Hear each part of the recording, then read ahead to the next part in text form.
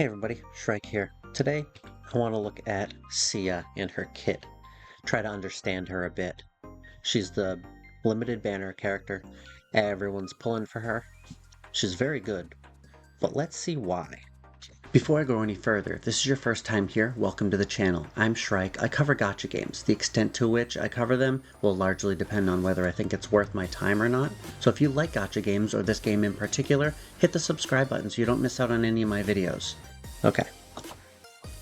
For starters, she's a computator.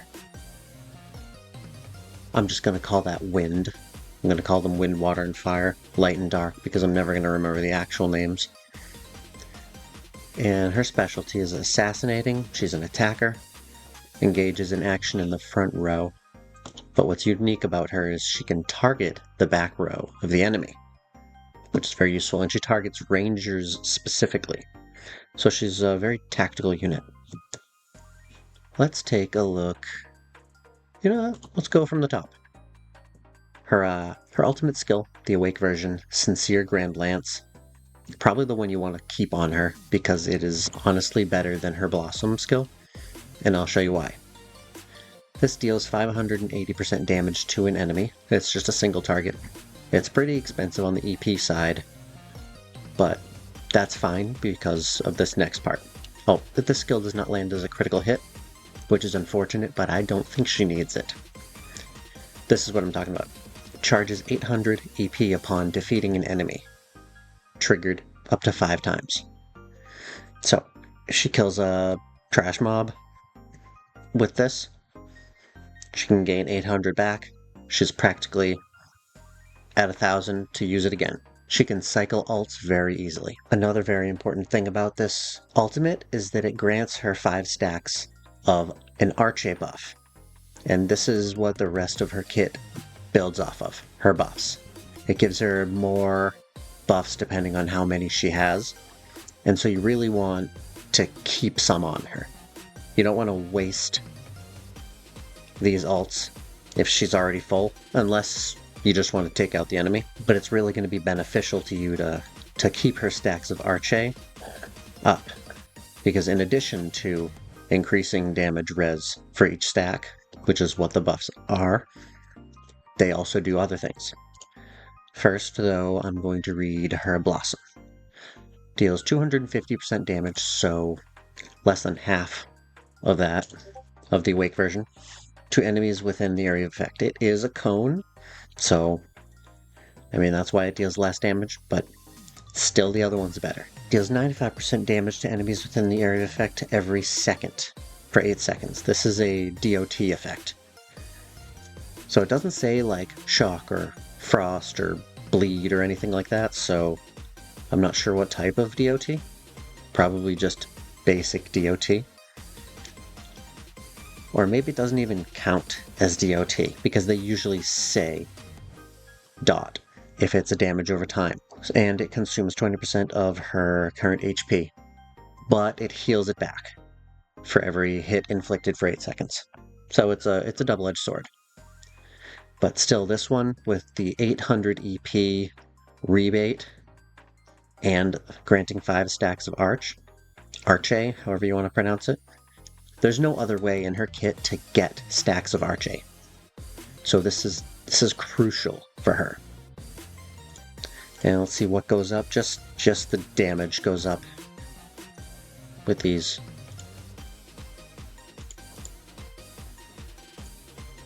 Oh, and on this one, the amount she heals herself goes up. So let's look at her active skills 1 and 2. These are the ones she'll just automatically do as the battle goes on. 320 damage to the farthest enemy, and targets an enemy ranger if there's one available. Perfect. That's just what you want if you have her in your team. She helps you take out the annoying rangers in the back. Also, it helps in summoner battles. When there's a whole bunch of adds in front and the summoners in the back, she can take out the summoner. Very helpful. And on this, the damage goes up. Pretty simple. Let's look at number 2. Deals 190% damage to enemies within the area of effect. This one, unlike This is a single target, and her active skill 2 is a burst. It's an AoE burst, centered on herself, I believe. 190% damage to enemies within the area of effect. Cast the damage immunity effect on this Proxian for each archer buff the Proxian has. Becomes immune to all damage for each archer buff she has. So already we're seeing the payoff for having multiple stacks of that. So, very good. And let's look at her first passive skill.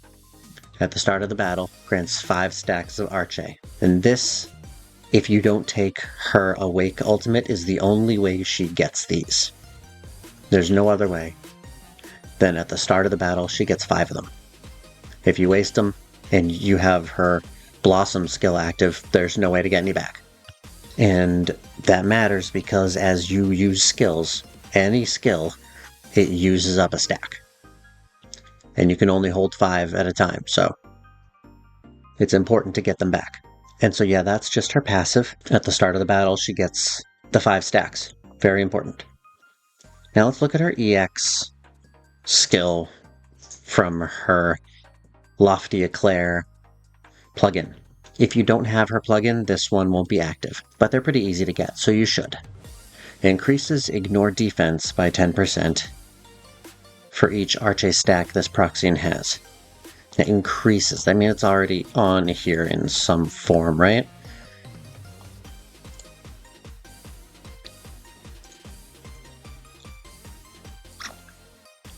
I don't remember seeing an ignore defense. No, maybe each unit just has an innate ignore defense skill. That's probably it. It increases the ignore defense by 10% for each Arche stack this Proxian has. So she ignores more defense for more Arche stacks she has. Increases attack by 7% for each Arche stack this Proxian has. So as you can see, with her plugin ability, her ignore defense, and her attack can get crazy high. Alright, let's take a look at them in action. This is Sincere Grand Lance. This is the ultimate. The awakened version. Come on. Alright, that's, yeah, big chunk of damage to one enemy. Let's see the ultimate Blossom version. With the AoE, yep. Heals her a little for 8 seconds, deals them damage for 8 seconds. And then her regular attack 1, regular attack 2, that goes into her damage immunity. I'm guessing that's what that is. Although, nope, there are 4 there. Maybe that's her Arches. Maybe those are her Arches, and she's used one. Let's see. She doesn't have them. She uses that, and she gets... I don't think they're the Arches. I think that's the damage immunity effect. This gives her Arches, so we'll see it here. Wait, no. It's the Awake. If it's a visual thing, we'd see it. Okay, it's not a visual thing. Alright, let's see. Nope, we're not going to see the passive. And we're not going to see that. We don't see the visualization of the Arches, but that's fine. Still, very good unit to be able to reach the back of the enemy's ranks and take out squishy summoner units or squishy healers or annoying rangers. Very useful. And one of the only units I think that can do that. There might be one other. I'm not sure. There's Mia, who can pull a unit to her, which is useful in a different way. But still, effects that can change the typical head-on attack are very useful. When you can get behind the enemy ranks, very good. So what are some units that would work well with her? Well, since one of her abilities makes her immune to all damage, and another one increases her resistance to damage, I don't think she's as reliant on a tank as most other units. So you could probably go without a tank if you have a well enough built Sia. Pair her up with a sub DPS and a buffer like Helona. She's crazy good. And a healer. probably, because Sia doesn't heal unless you have that Blossom skill, which you don't want. So she's not really healing herself. So you want to put her with a healer. And something else that does single target damage, like Isabel's, I believe it's, yeah, these are both single targets, but this one specifically does more damage to bosses. If the target is a boss, deals 700% damage instead of 500. So this one you really want to take into bossing with Sia. Those two would be best friends together. But that's only in boss battles. Other than that, probably just any sub DPS or DPS carry. She could be the sub DPS if you've got someone else stronger. Personally, I pair her with Patricia. They both do different things. She's a dot damage dealer, and she's a single target nuker, but I'm still clearing content fairly easily using those two. I swap between Isabella and Sia, depending on if I'm in a boss battle or not. I bring Isabella into boss battles, just because I love her. I know she's not super strong, but I love her design, and she's good at nuking bosses. So I can probably just use Sia in place of her, but I just like the character. So sue me. Well, I think that just about covers it for Sia.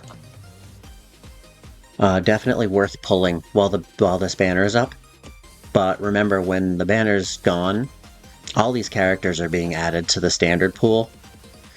So don't worry about missing out on her.